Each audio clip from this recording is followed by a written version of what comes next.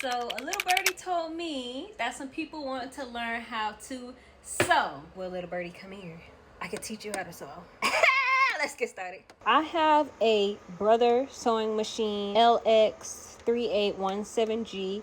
I did get this sewing machine from Walmart a couple of years ago. I'm almost positive that they still sell these sewing machines. These are really good machines. I had it for a very, very long time. If you're just starting out, it will be the easiest to use because it does give you some guides on here on the top for how things are supposed to go on the machine and how everything is supposed to look. So it's pretty detailed, and you also get a foot pedal with it. And oh, why would I put my toe in the camera like that? Why would I do that? Anyways, you do get a foot pedal, so it makes it easier for you to sew. So I went ahead and plugged her in. So we're going to come over here and turn the light. Oh, sorry. Dropped her during the move. We're going to go ahead and turn the light on. Now down here is where you keep your little, I'm really not good with the technical names, little circular here. And this is what you need to sew the back of your clothes to make sure the stitch goes on the back and the top. Now, Mr. Bob, that is his home after he has thread on him. Okay, I had to get Bob's cousin. We'll call him Slob. So Slob has a hole right here. You see that hole in the top? That is what we need to put the thread through. Slob is naked. Anyways, when Slob is naked, we put him on here. We are going to follow the guide here. And it's saying that the thread should be turning out this way, which we have our thread turning out this way. I want to put it through here. This is where the little prong thing is, right? Like the guide says, pull the thread through there. Pull it around this little round piece right here. Sorry, my sewing machine's a little dusty. I had it for some years now. Pull it around. Okay, like that. Like the diagram. And then we're going to bring the thread all the way over here. Put it through the top of Slob's head. Okay. There we go. Now we have the thread through the top of Slob's head. From here is you're going to want to push it. That's going to keep the thread steady. We're going to want to come to where our foot pedal is, and our sewing machine is on, and we're just going to press down to get it threading through. Just move slow. Watch the clothes come on. Like that. Just make sure you get a good amount on. So wherever you think is a good amount, you stop. I like to cut it just a little bit long. We finally got that cut. All right, and you're going to take Mr. Bob out. Okay, so to insert this, where the string pulls out, you see how the string pulls out this way? That's where you're going to insert it. And then you're going to take this piece that's hanging, come around. Inside here is a little hook. You want the thread to go around this hook, okay? Okay, so we have the thread around the hook. We're going to put it in this part right here.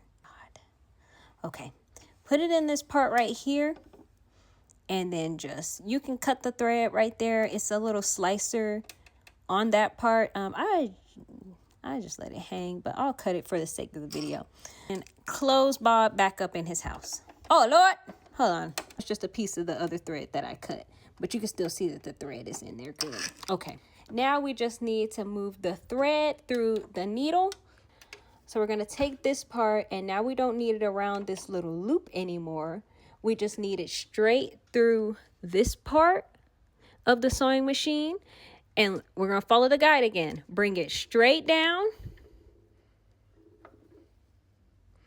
and around this part right here. And you see this metal piece inside? That's a hook. So we're going to pull it through and then hook it around. And you see how it hooked right there? I don't know if you could tell, but you see how it hooked right there?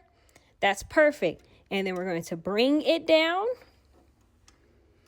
And we need to put the end of this thread through this little itty bitty needle hole.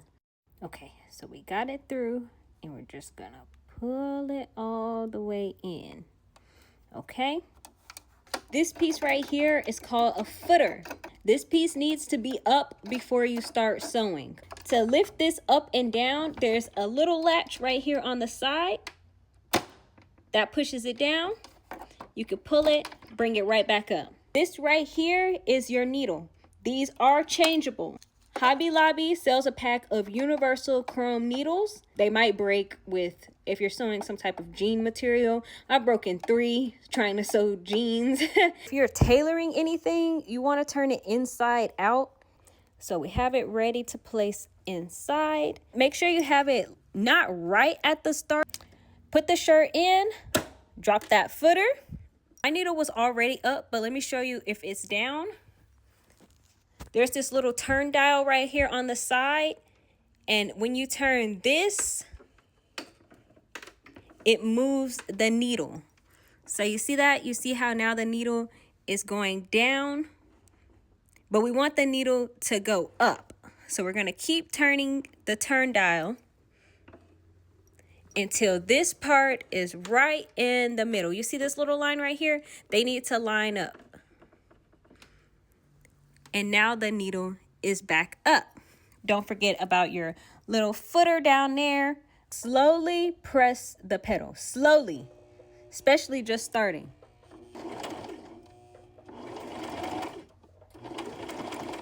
And you don't really have to push the fabric through unless it's some flimsy fabric like this. Usually the sewing machine pulls the fabric as you go.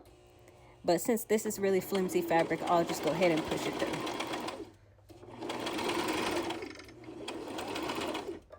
Okay. And we're going to lift that footer. And we're going to lift that needle. Make sure that the lines line up. All right, and we're gonna pull out our shirt. And you see how both of these lines are together? That means that we did good. That means the bottom of the shirt got stitched and the top of it. And we're gonna cut that. And when you cut it, you can leave both of the strings out like that. So the next time you stitch something, you don't have to go through that process all over again. You just do the same thing, re-put the shirt in, put the footer down, and start with the pedal.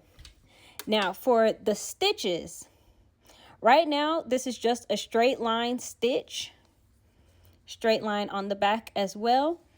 But this piece right here has multiple different stitch styles that you can use for multiple different types of fabrics. Usually I like to use this one for jeans.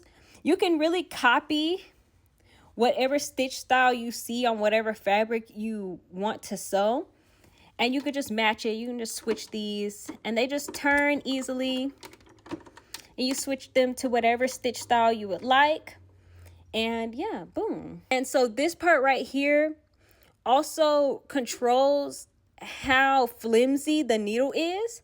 I usually keep it on 4. I did have it on 7. 7 was way too strong, and that's why the needle was breaking so much when I was sewing jeans. That's how you sew, guys. So I hope you enjoyed. If you liked it, please give me a like. If you want to see more of it, give me a follow. If you want me to make something, let me know in the comments. Bye.